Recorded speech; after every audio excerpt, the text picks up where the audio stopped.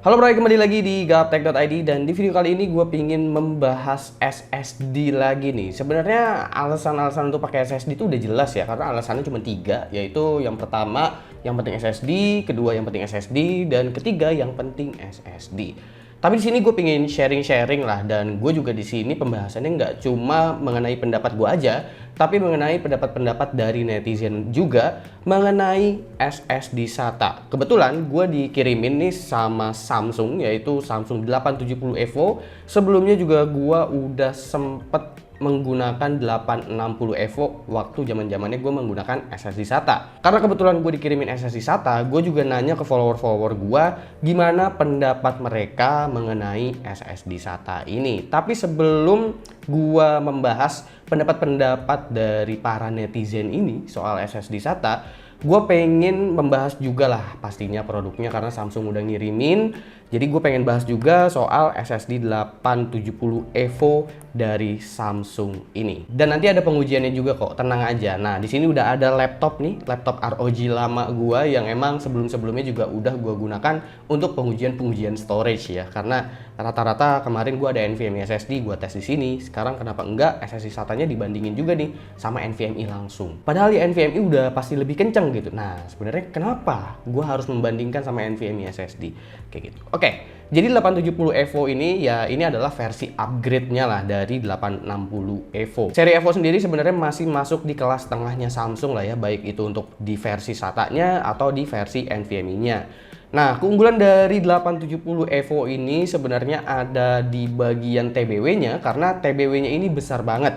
Untuk yang 1 TB yang ada di gua ini, itu dia punya TBW hingga 600. Dan sebelum-sebelumnya rata-rata untuk SSD SATA yang 1 TB itu kebanyakan dikasih TBW-nya adalah sekitar 400. Nah, nggak cuma 600 aja nih, tapi juga ada versi yang 2 TB dan juga 4 TB-nya. Untuk yang 4 TB itu gede banget karena bisa sampai 2400 TBW. Jadi ini keunggulannya memang ada di bagian TBW-nya. Tapi nggak cuma TBW sih sebenarnya, karena SSD ini juga udah ada DRAM cache 1 GB, jadi nggak ngambil cache dari RAM sistem kalian atau dari PC ataupun laptop kalian. Lalu ini juga udah menggunakan controller yang paling baru. Keunggulan dari Samsung sih sebenarnya mereka menggunakan semua komponen itu dari mereka sendiri ya. Baik itu dari IC flash NAND-nya, habis itu DRAM cache-nya, habis itu controllernya juga. Sebenarnya itu sih yang di-upgrade dari 860 EVO ke 870 EVO ini. Dan secara harga ini juga sebenarnya masih masuk akal sih menurut gua untuk kelas SSD yang udah ada DRAM cache-nya dengan controller yang bagus. Karena harganya masih ada sekitar 1,9 jutaan gitulah, mirip-mirip sama harga ya ini gue sebut aja lah ya, mirip-mirip sama harga WD Blue 3D NAND 1 TB itu harganya mirip-mirip. Jadi untuk ukuran TBW masih gedean ini dan harganya masih bisa dibilang relatif sama lah. Untuk pengujiannya gue akan menggunakan laptop ROG gue yang satu ini ya, ini GL503 berapa gue juga lupa, intinya udah lama lah laptop ini. Untuk membandingkan pertama itu gue akan membandingkan bootingnya sejauh apa bedanya antara NVMe SSD dan juga SSD SATA. Untuk NVMe nya gue menggunakan WD Blue 1 TB ya yang versi Blue. Di sini juga gue pengujiannya menggunakan laptop yang sama ya. Jadi jarak antara sistem hidup masuk ke BIOS sampai dengan booting itu bener-bener menggunakan device yang sama. Sejauh pengujian sih gue ngerasanya kayaknya hampir nggak ada perbedaan antara SSD SATA dan juga NVMe SSD yang PCIe Gen 3 kalau kita pakai laptop atau PC buat booting ya. Berikut adalah hasil pengujian pas lagi jalanin booting.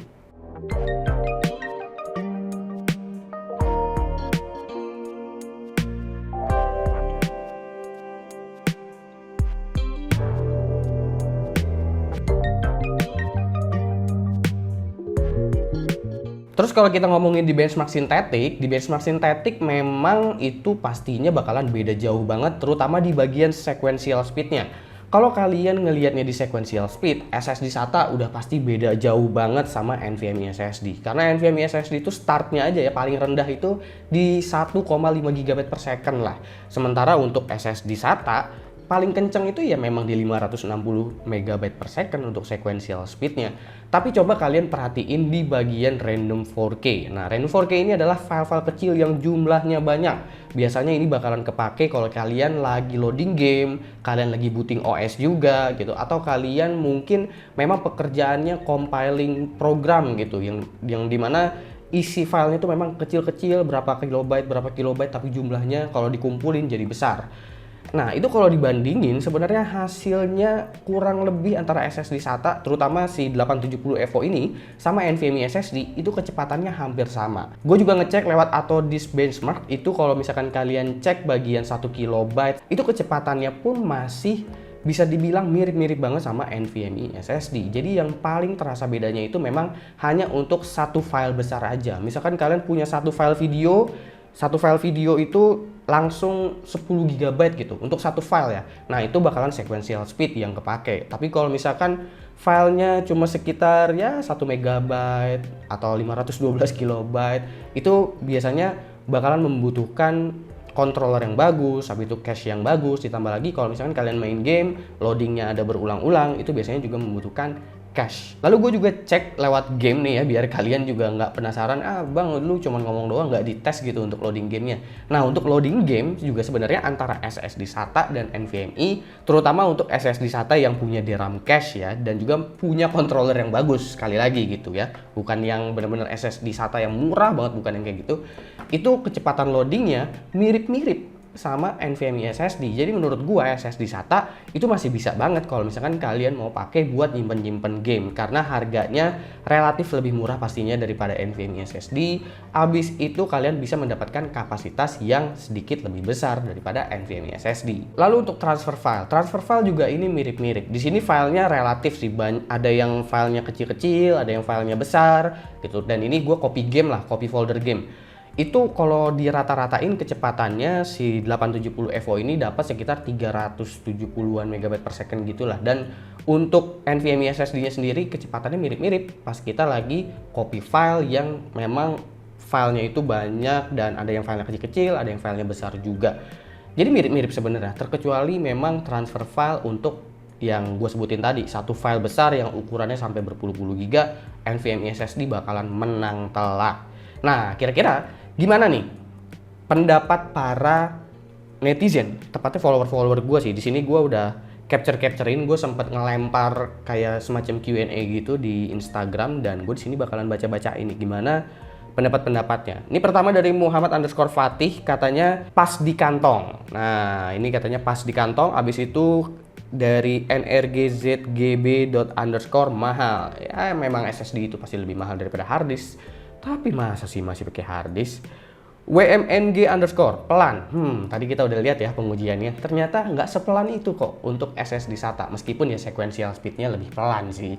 Abis itu ada dari MSA_Ari. Udah cukup kenceng meskipun makan banyak space di casing. Oh iya, kekurangan dari SSD SATA memang dari ukurannya yang masih relatif lebih besar pastinya daripada NVMe. Abis itu Fabishal, SSD tetaplah SSD sih, lebih kencang dari harddisk walaupun cuma SATA. Setuju sekali gua kalau ini. Abis itu dari Ismail Latih, fine aja kok bang walaupun di bawah NVMe, tapi kan yang penting SSD. Betul sekali. Abis itu ada dari Andi Prabowo Ramadan, murah. Oke, memang lebih murah daripada NVMe SSD ya, tadi kita udah bahas. Abis itu dari Rudi Subagia, it's okay, toh nggak bakal ngitung kecepatan juga, nggak kerasa. Nah, betul nih kata dia. Tadi kita udah ngecek pengujiannya gimana, dan emang nggak kerasa ternyata antara NVMe SSD atau SSD SATA untuk penggunaan harian yang memang filenya itu bukan file yang besar-besar untuk jumlah satu filenya.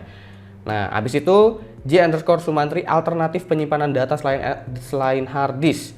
Ini lebih tepatnya mungkin bukan alternatif, SSD itu udah yang paling penting, hard disk baru alternatif. Selanjutnya dari Muhikbal Fadisha, paling minimum buat tempat penyimpanan operating system.